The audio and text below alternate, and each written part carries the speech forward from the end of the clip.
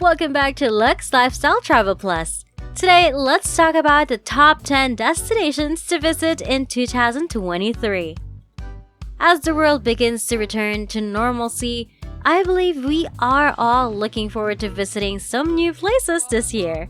So here are my top 10 destinations to visit in 2023. Almost all countries are now open for tourism. 2023 is the year to travel. Let us begin with the Portuguese island of Madeira. Off the coast of Africa in the Atlantic Ocean, Madeira is often referred to as Europe's Hawaii. And after visiting the island, I completely understand why. And if you enjoy hiking or simply relaxing on the beach, Madeira is the place to be. Punta do Sol was my favorite swimming spot. There was no sand, only smooth boulders. But the ocean was wonderful to swim in. And there's somewhere to go cliff jumping.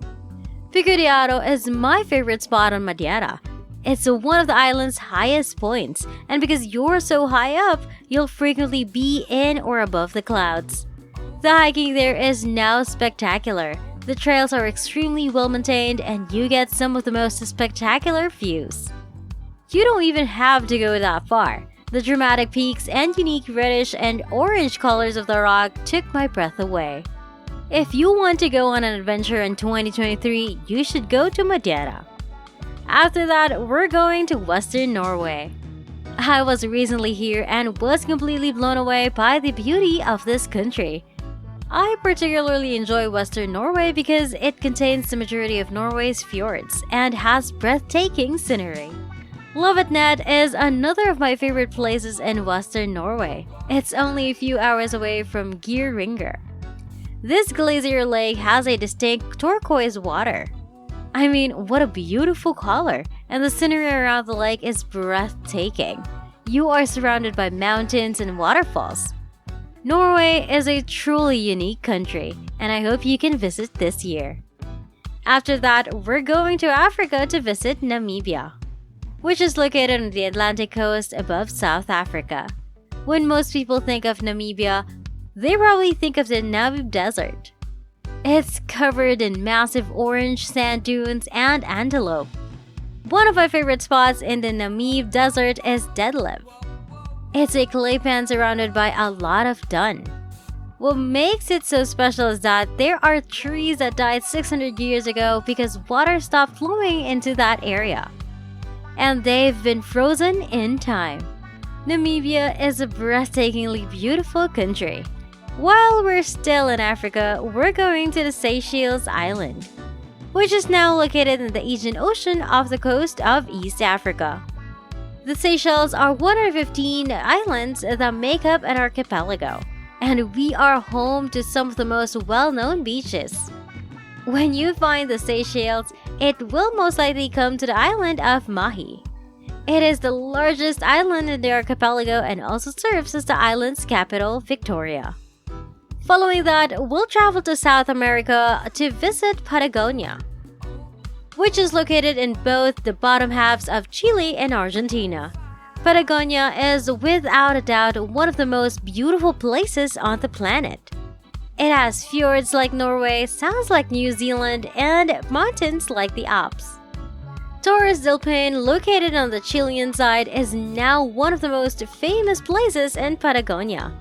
Torres del Paine National Park is named after its 3 granite towers, which are home to animals such as guanacos and pumas. Fitzroy is another well-known destination in Patagonia. It is this mountain range on the Argentina side. I believe it is one of the most beautiful mountains in the world. Before we continue, don't forget to give this video a big thumbs up, subscribe to our channel, and ring that notification bell for more updates. Following that, we'll travel to Ireland's Emerald Isle. This summer, I visited for the first time and it quickly became one of my favorite countries. It's a land full of magical landscapes and dramatic coastlines, and has an enchanting history. One of the main reasons I want to go to Ireland was to visit the Great Skellig Island. You might recognize it from the Star Wars film as Luke Skywalker's hideout.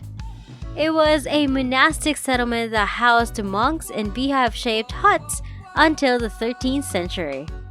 The island has truly transformed. It can only be reached by boat across a choppy sea. When we first got the island, I loved climbing the 618 steps to the monastery. It's without a doubt one of the most impressive places I've ever seen. Following that, we'll travel to France to visit the French Riviera, also known as the Côte d'Azur. The French Riviera is one of Europe's most popular vacation spots. It is situated on the Mediterranean in southern France. It is one of my favorite places on the Riviera.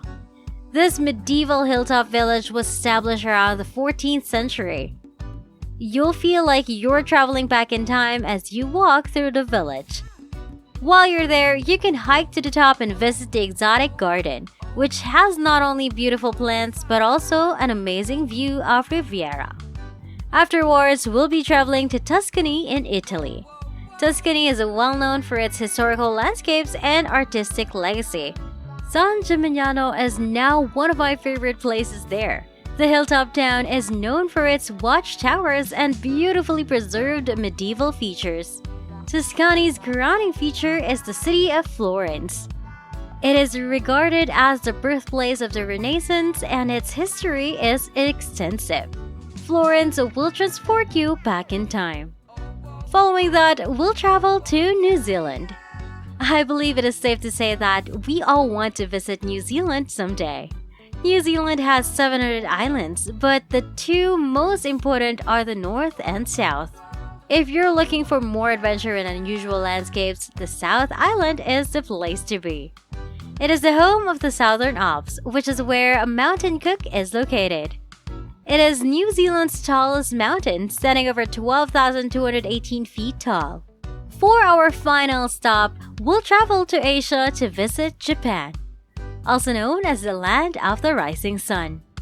Japan is definitely one of the places I want to visit this year. From the snow-capped northern island of Sapporo, this small island nation has so much to offer. When you arrive in Japan, you can go to Tokyo. With a population of over 37 million people, it is the world's largest city. Mount Fuji can be reached by car in about an hour and a half, the active volcano in Japan's tallest peak. It is a perfect cone shape with a height of 12,388 feet and serves as a sacred symbol for the country. Lake Kawaguchi is an excellent location for viewing Mount Fuji. From there, you can get a great view of the volcano. In general, it's a lovely setting. That's it for today. Thank you for watching. This is Lux Lifestyle Travel Plus. Don't forget to like this video, subscribe to our channel, and ring that notification bell for more updates. See you in our next video.